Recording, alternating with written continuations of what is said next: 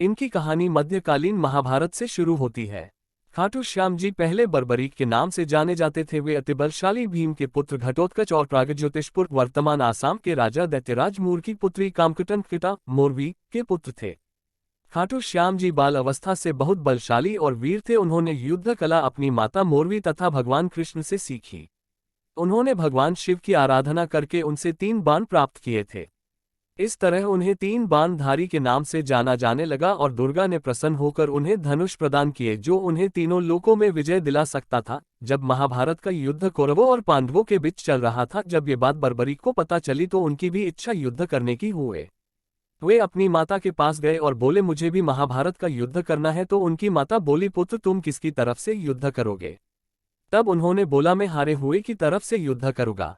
जब वह युद्ध करने जा रहे थे, उन्हें रास्ते में उन्हें श्री कृष्ण मिले और उनका उपहास करते हुए बोले कि हे बालक, ये क्रीड़ा भूमि नहीं युद्ध भूमि है। 3 बाणों में युद्ध तो क्या सैनिक भी नहीं मरेंगे?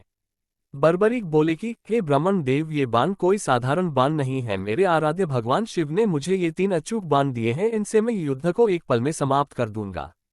ब्राह्मण रूपी श्री कृष्ण ने बर्बरीक की परीक्षा ली और उन्होंने एक पीपल के पेड़ के पत्तों में छेद करने को कहा। बर्बरीक ने एक ही बाण से संपूर्ण वृक्ष के पत्तों को बिंध दिया, जिससे श्री कृष्ण ने उनसे उनका शीश दान में मांगा। बर्बरीक समझ गए कि ये कोई साधारण ब्राह्मण नहीं है। उसके बाद बर्बरीक ने ब्राह्मण को अपने वास्तविक रूप में आने को कहा।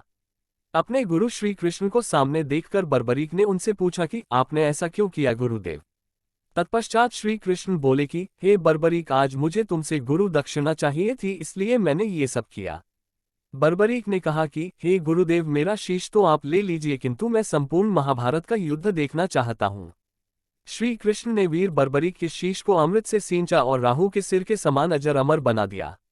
बर्बरीक के शीश को एक ऊंची पहाड़ी की चोटी पर रखा गया, जहां से उन्हें संपूर्ण युद्ध दिखाई दिया। युद्ध समाप्त होने के बाद पांडवों को अपनी विजय का गर्व हो गया। उनके घमंड को तोड़ने के लिए श्री कृष्ण ने बर्बरीक से पूछा तो बर्बरीक के शीश ने कहा कि गुरुदेव, श्री कृष्ण के सुदर्शन चक्र ने ही संपूर्ण युद्ध में पापियों का अंत किया है। उसके बाद श्री कृष्ण ने बर्बरीक को कुछ मांगने को कहा तो बर्बरीक ने श्री कृष्ण से उनका सांवला रंग मांगा। बर्बरीक के इस निस्वार्थ बलिदान को देखकर श्री कृष्ण बोले कि मेरा सांवला रंग तुम्हारा हुआ बर्बरीक, साथ ही मेरी सभी 16 कलाएं तुम्हारे शीश में समाहित होंगी। तुम्हारी पूजा मेरे श्याम नाम से की जाएगी और तुम मेरे ही प्रतिरूप बनकर पूजे जाओगे।